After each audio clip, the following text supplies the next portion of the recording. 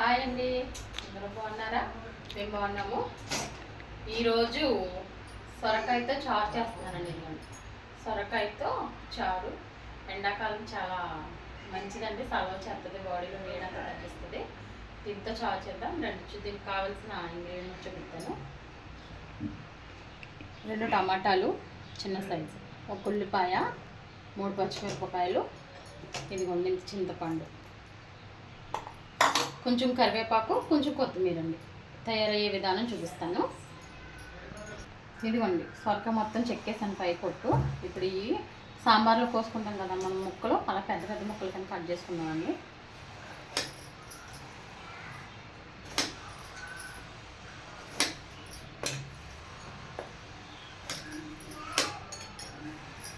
ఇదిగోండి ఇందులో వాటర్ ఉంది, ఆల్రెడీ వాటర్లో పోయేది. ఇదిగోండి సొరకాయని కట్ చేసి పెట్టుకున్నాం. టమాటా వచ్చి ఇలా 4 ముక్కలు కింద కట్ చేసుకోవాలండి. చిన్న చిన్న ముక్కలు కింద కాకుండా పెద్ద పెద్ద ముక్కలు. ఉల్లిపాయ కూడా అంతే, చిన్న ముక్కలుగా కాకుండా ఇలా పొడవుగా కట్ చేసుకోవాలి. చారు చాలా బాగుంటుందండి ఇది అయితే టేస్ట్. ఇదిగోండి పచ్చిమిరపకాయ ఇలా కట్ చేసి మధ్యలో కట్ చేసుకోవాలి.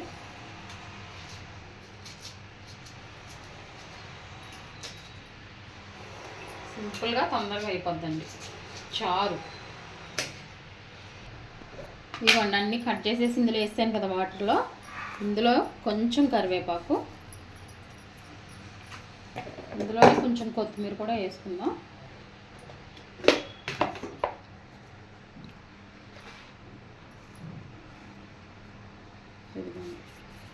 ఇంత చేతితో బాగేలాగా తురుముకుందాం. వేస్తాను. ఇప్పుడు దీన్ని గ్యాస్ మీద పెట్టేద్దాం. గ్యాస్ వెలిగించి గ్యాస్ మీద ఇందాక మనం రెడీ చేసుకునేదంతా చారు ఇలా పెట్టేసుకోవాలి. ఇదిగోండి ఇదంతా ఒకసారి ఇలా కలుపుకొని, ఇవి ముక్క ఉడకాలండి మనకు బాగానే. ఉడికిన తర్వాత అప్పుడు ఇందులో చింతపండు వేయాలి. కాబట్టి ఇప్పుడు మూత పెట్టేస్తున్నాను. ఇదిగోండి దానిగా ముక్కలు, అదే సొరకాయ ముక్కలు మొత్తం ఉడికిపోయినాయండి ఇలా మెత్తగా. ఇప్పుడు ఇందులో మనం చింతపండు వేసుకున్నాము. చింతపండు చుట్టూ చింతపండు మొత్తం గుజ్జు తీసుకొని దీంట్లో వేద్దాము.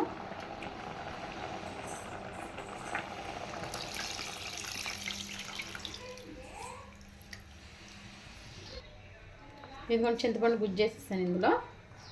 ఇప్పుడు ఇందులో మనం 1 స్పూన్ పసుపు, సరిపడా ఉప్పు, అంటే దీనికి సరిపడా 2 స్పూన్లు వేస్తున్నానండి నేను. అలా చూసుకొని అప్పుడు మళ్ళీ ఉప్పు వేసుకున్నాము. పెద్ద సైజు స్పూన్ ఉంటే అలా 2 వేసుకుంటాం. పెద్ద సైజు అంటే వాళ్ళకి సరిపడా వాళ్ళు వేసుకుంటారు. చెప్పు మరి. ఇదిగోండి కారం ఎక్కువ అవసరం లేదు, కొంచెం వేసుకుంటే సరిపోతుంది. ఇదిగోండి ఇప్పుడు ఇందులో చిన్న బెల్లం ముక్క ఇదిగోండి వేసేస్తున్నాను చూడండి. చారు మరుగుతుంది కదా, ఇప్పుడే వేసేయాలి. వేసేసి ఒకసారి తిప్పేసేసి కాసేపు మరగనిద్దామండి చారుని. చారు అయితే చాలా బాగుంటుందండి టేస్ట్. ఇందులో ఏమైనా పచ్చడి ఉంటే పచ్చడి వేసుకుని తింటే ఇంకా చాలా బాగుంటుంది. మెయిన్ ఎండాకాలం బాగా బాడీ వేడెక్కిపోయినప్పుడు కట్ట బాగా సలవ చేస్తుంది. ఇది చల్లదనం ఎక్కువ, కాబట్టి మీరు కూడా ట్రై చేయండి. సింపుల్గా తొందరగా అయిపోతుంది. అన్ని చారులు ట్రై చేశారు కదా, ఇది కూడా ట్రై చేయండి. నాటుగా చారు. ఇదిగోండి ఇందులో కొన్ని ధనియాలు వేసి పచ్చబచ్చగా కొట్టుకున్నాం. ఇందులో దంచాక ఆ చారులో వేయాలి, బాగుంటుంది. చారు మరుగుతుంది కదండి. ఇదిగో ధనియాలు దంచాను కదండి, అవి కూడా వేసేసాను. ఇప్పుడు మనం దీనికి తాలింపు తీసుకుందాము. తాలింపుకి ఇదిగోండి కొంచెం జీలకర్ర, అలాగే కొంచెం ఆవాలు, మాత్రం ఆవాలు, కొంచెంగా మెంతులు వేసుకుందాము. ఇదిగోండి కొన్ని మెంతులు, ఇదిగోండి 2 ఎండుమిరపకాయలు, కొంచెం కరివేపాకు, వెల్లుల్లిపాయలు. వెల్లుల్లిపాయలు చితకూడదాము. ఒక్కొక్క దెబ్బేస్తే మాట ఉంటాయి, లేదంటే పేలిపోతాయి. ఇంతేనండి తాలింపు. చారు మరుగుతుంది, కాసేపు మరిగాక అప్పుడు తాలింపు పెడదామండి చారు. ఇదిగోండి చారు మొత్తం మరిగిపోయింది, ముక్క అంతా ఉడికిపోయింది. ఇప్పుడు తాలింపు పెట్టేద్దాం దీన్ని. ఇదిగోండి తాలింపుకి ఆయిల్ వేసాను కొంచెం. ఆయిల్ వేడెక్కిన తర్వాత ముందు వెల్లుల్లిపాయలు వేద్దామండి. అదిగోండి వెల్లుల్లిపాయలు లైట్గా వేగిన తర్వాత మిగతా వేద్దాము.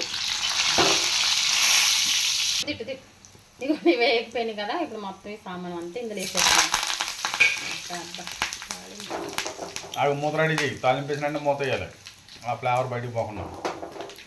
ఈ తలక పెట్టి అందులో ఫ్లేవర్ వేయాలి. ఎక్కేస్తే మంచి అందంగా వస్తుంది తలకాయ. తాలింపు అయిపోయింది కదా, వేసేస్తున్నాను. అంతే, అది లెక్క. అంటే అది ఫ్లేవర్ అంటే ఎటు పోకుండా అంట మరి.